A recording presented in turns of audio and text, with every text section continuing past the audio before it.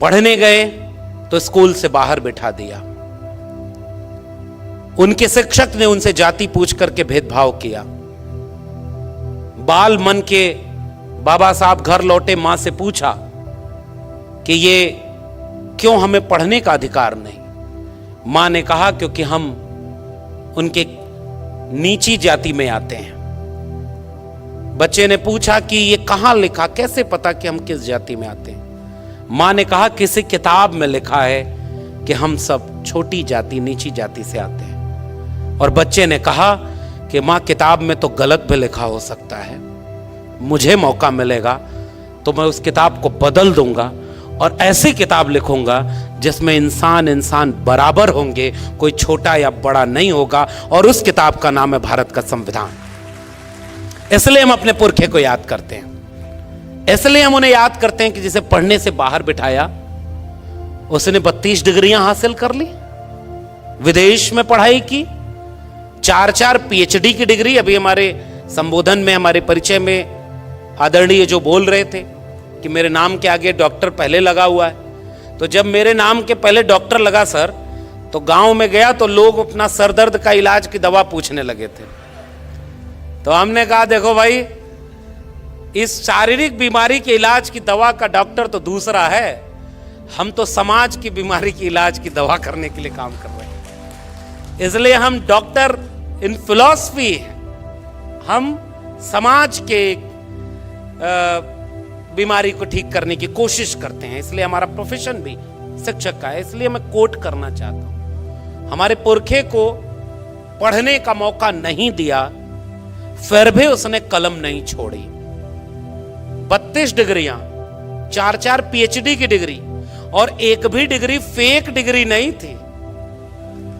इशारे में समझ जाइए, सारी डिग्री ओरिजिनल थी। ये नहीं था कि कोई डिग्री मांगी तो ओरिजिनल डिग्रियां।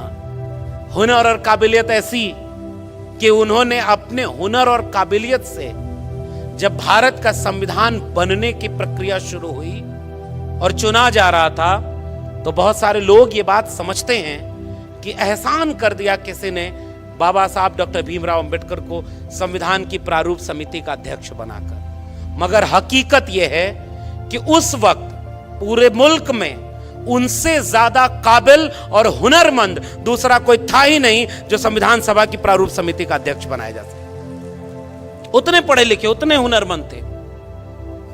मैं गया हूं उस जगह, गुजरात के सयाजी बाग बड़ोदरा में, पुराने लोग जानते होंगे। बाबा साहब लौट कर आए तो नौकरी करने गए, और नौकरी भी ऑफिसर रैंक के थे, पढ़कर आए थे। अपनी काबिलियत से वो नौकरी जिसका वादा था वो करने गए, चपरासी फाइल फेंक कर दिया करता था, पीने का पानी अलग, और अपमान इतना, जलालत इतनी, रहने का घर नहीं दिया जाति देखकर।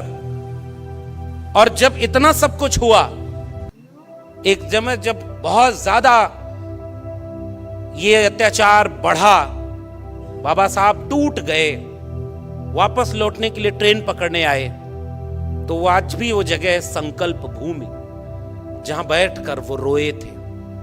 मैं गया हूं उस जगह पर। बाबा साहब अंबेडकर का इतना अपमान, अगर वो देश छोड़कर भागने वाले होते तो इतनी डिग्रियां थी, विदेश में किसी भी देश में जाते, क्लास 1 की नौकरी होती, कोई जाति पूछकर भेदभाव नहीं करता, शान से जिंदगी जीते कि ये मुल्क रहने लायक नहीं है। इतना पढ़ लिख कर आए, तब भी ये जातिवाद करते हैं, वो देश छोड़कर चले गए होते। मगर हमारे पुरखों का इतिहास ये है, वो भागने वाले नहीं, वो बदलने वाले थे। वहां उन्होंने संकल्प लिया कि मैं इतना पढ़ के लौटा हूं तो मेरे साथ इतना भेदभाव, मेरे समाज के साथ कितना भेदभाव होगा। वहीं संकल्प लिया कि अब इस मुल्क में रहकर, इस मुल्क की बेहतरी के लिए तब तक चैन से नहीं बैठूंगा जब तक अपने समाज को इस अपमान से मुक्त करने का बीड़ा न उठा लूं। इसलिए उस जगह को संकल्प भूमि के रूप में याद किया जाता है, और उस संकल्प को मैं याद करना चाहता हूं। और उस संकल्प की परिणति थी जो संविधान तक की यात्रा पहुंची। आजाद हुआ भारत तो इस देश में, इसकी आवाज थोड़ी ठीक करा दीजिए, अचानक बढ़ गई।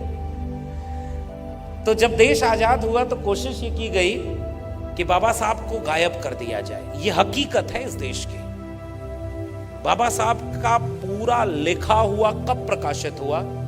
1980 के आसपास। जिसका आजादी में पूरा योगदान भी न हो, जिसके दिल में धर्म ज्यादा बड़ा अहमियत रखता हो, जिन लोगों ने इस देश में यह लिखा है, महाराष्ट्र के लोगों आपकी भाषा में, आप ही के बीच के लोग थे, जिन लोगों ने यह लिखा कि ये कुंभी किसान तेली कुम्हार संसद में बैठकर क्या करेंगे, उन लोगों को तो इस देश में पढ़ाया गया कि वो आजादी की लड़ाई के दीवाने थे, वो राष्ट्रभक्त थे। जिनके दिल में धर्म ज्यादा बड़ा था वो भी देशभक्त पढ़ाए गए, और जिन्होंने इस मुल्क की कुर्बानी के लिए क्या क्या नहीं सहा, उनकी किताबें नहीं छपी गई। बाबा साहब को भारत रत्न कब मिला? 1990 में आकर मिला। संयुक्त मोर्चा की सरकार, विश्वनाथ प्रताप सिंह की सरकार, मानवर कांशीराम का आंदोलन और उस सब की प्रेरित में बाबा साहब को भारत रत्न देने में इस देश की आजादी के 40 साल गुजर गए, मगर उन्हें पता ही नहीं था। आपके भारत रत्न के मोहताज नहीं थे डॉक्टर अंबेडकर। वो अपने हुनर और अपनी काबिलियत से भारत रत्न ही नहीं, विश्व रत्न बन चुके थे। बस वक्त था लोगों को पहचानने का। तो इस तरह का इतिहास इस देश का है, और हम जानते हैं। हमारे हाथ में कलम और किताब आई तो हमने पढ़ा है अपना इतिहास। क्यों डॉक्टर अंबेडकर का पूरा प्रकाशन 40 साल लग गए प्रकाशित होने में? उनके 14 अप्रैल को राष्ट्रीय अवकाश घोषित कब हुआ? 1990 में। उनको भारत रत्न कब मिला? 1990 में। और लंबे समय तक जब अंबेडकर को मिटा नहीं पाए तो कोशिश में लग गए कि उन्हें केवल दलितों का नेता बता दिया जाए, गोया डॉक्टर अंबेडकर का ओबीसी की मुक्ति में कोई योगदान ना हो।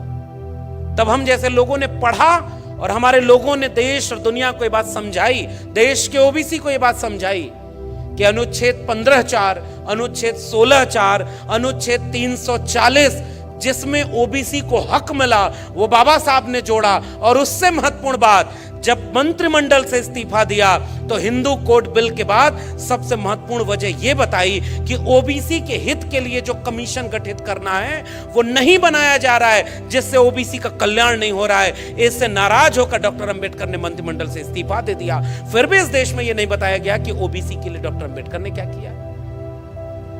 दलितों के नेता थे, महिलाओं के लिए ग्रेच्युटी, पे grade, child care leave, maternity leave, trade union के लिए काम करने वाले वेतन भत्ता, पे ग्रेड, ग्रेच्युटी की बात करने वाले डॉक्टर अंबेडकर को कोई कॉमरेड डॉक्टर अंबेडकर की तरह नहीं पढ़ाया। 5 अखबार निकालते थे बाबा साहब, और पत्रकारिता में डॉक्टर अंबेडकर पत्रकार के रूप में नहीं पढ़ाए गए। फेमिनिस्ट मूवमेंट में महिलाओं के आंदोलन के रूप में डॉक्टर अंबेडकर नहीं पढ़ाए गए। तो ये सारी यात्रा ये थी कि उनको बांट दिया जाए, कमजोर कर दिया जाए। मगर एक बात बाबा साहब भी जानते थे, इसलिए यूं ही नहीं लिख दिया था कि शिक्षा वो शेरनी का दूध है, उसे जो पिएगा वो दहाड़ेगा।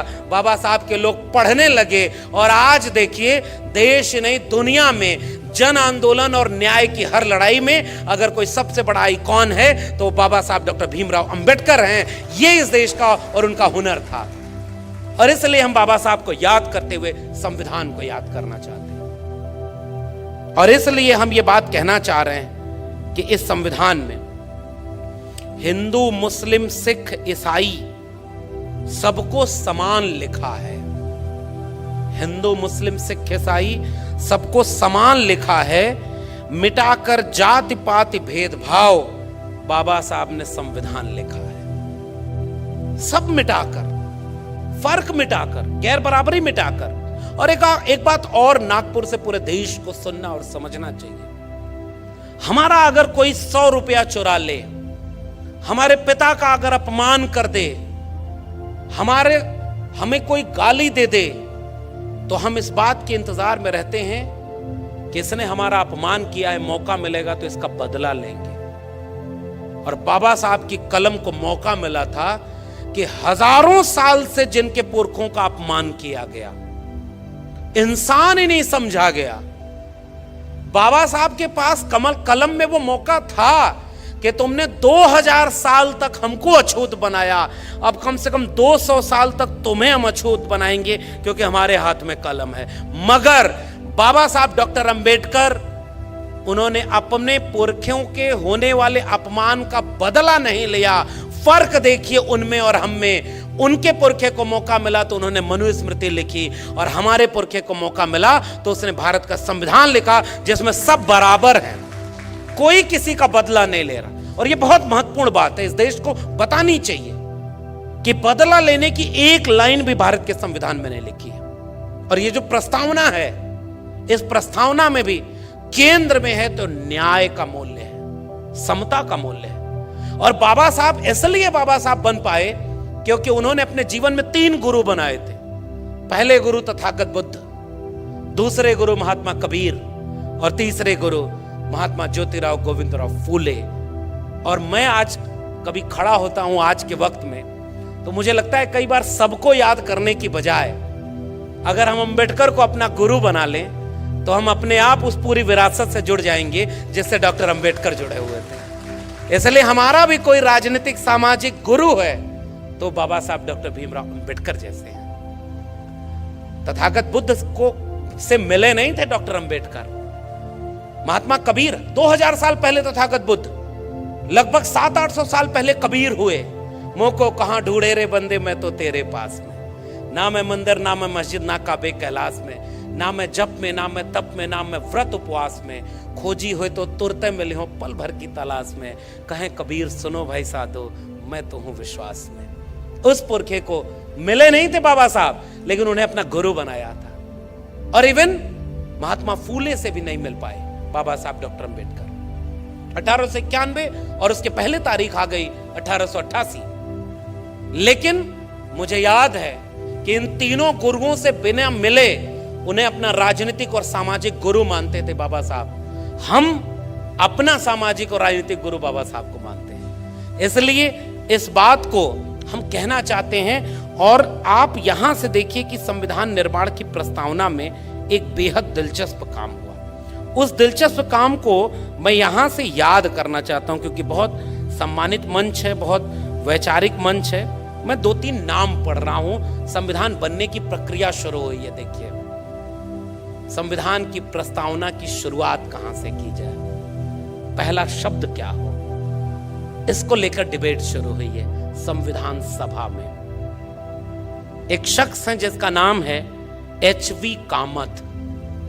इन्होंने सुझाव दिया कि भारत के संविधान की शुरुआत, यानी प्रस्तावना की शुरुआत, ईश्वर के नाम पर हम भारत के लोग से होनी चाहिए। यानी सबसे पहला नाम होना चाहिए ईश्वर।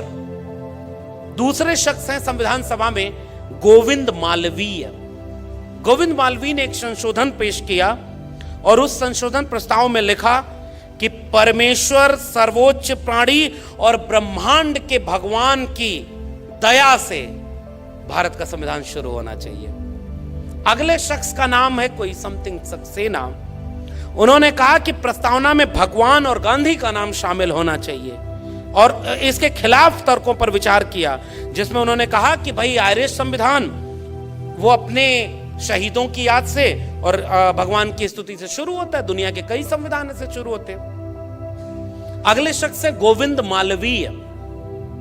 उनका दृष्टिकोण था कि मैं एक विभाजन चाहता हूं, क्योंकि मुझे लगता है कि हम इस देश और इसके लोगों के साथ अन्याय कर रहे हैं और मैं जानना चाहता हूं कि इस विषय पर कौन क्या सोचता है।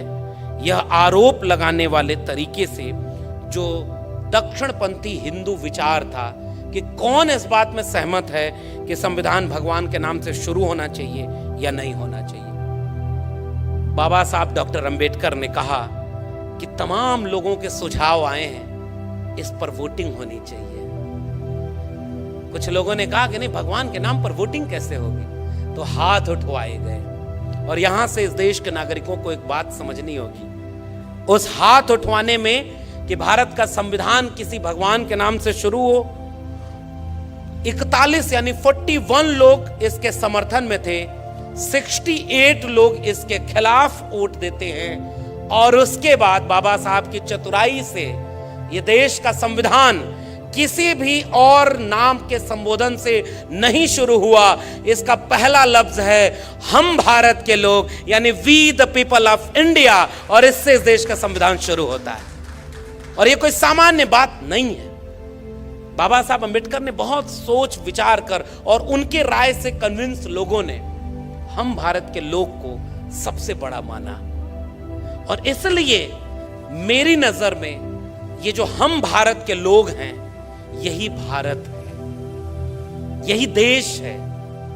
किसी भूगोल के नक्शे पर खींच दी गई लकीर के बीच में आने वाले जमीन के टुकड़े से देश नहीं बनता है। देश वहां के लोगों से बनता है, वहां के नागरिकों से बनता है। और यह बात संविधान सभा के समझदार लोग समझते थे। इसलिए उन्होंने इस प्रस्तावना की शुरुआत की है, we the people of India, हम भारत के लोग। और जैसे ही हम भारत के लोग हैं तो तमाम भेद तो यूं ही मिट गए, कौन बड़ा कौन छोटा।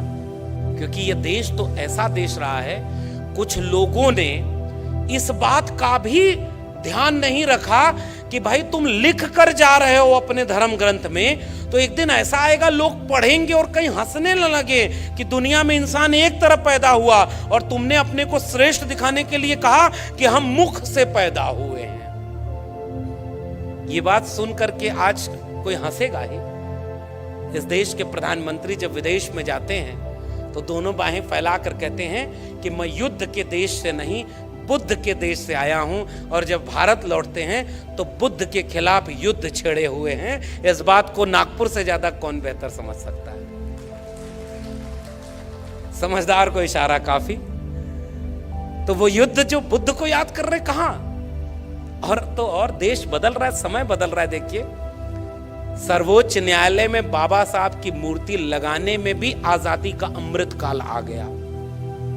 75 साल लग गए कि बाबा साहब की मूर्ति वहां पर लगाई जाए, लेकिन वो एक ऐतिहासिक दिन था। आज उस देश में न्याय की सबसे बड़ी संस्था, जिसमें मनु को सबसे बड़ा न्यायाधीश माना था लोगों ने, उसके सीने पर चढ़कर एक बैरिस्टर बाबा साहब अंबेडकर की तस्वीर सर्वोच्च न्यायालय के सामने खड़ी है, जो रात के अंधेरे में भी डराएगी अगर किसी ने अन्याय की कोशिश की भी तो। इसलिए इन तस्वीरों और इन मूर्तियों की अहमियत होती है। हमारा खौफ उनसे पूछो जो हमारे पुरखों की मूर्तियों से भी डर जाते हैं। आज तक इस दुनिया में सबसे ज्यादा मूर्ति बनी तो तथागत बुद्ध की, और सबसे ज्यादा मूर्ति तोड़ी गई तो बाबा साहब अंबेडकर की। ये इस देश की सच्चाई है। और इसलिए हम we the people of India पर बात करने आए। उन्होंने क्या कुछ नहीं सहा था, फिर भी आप देखिए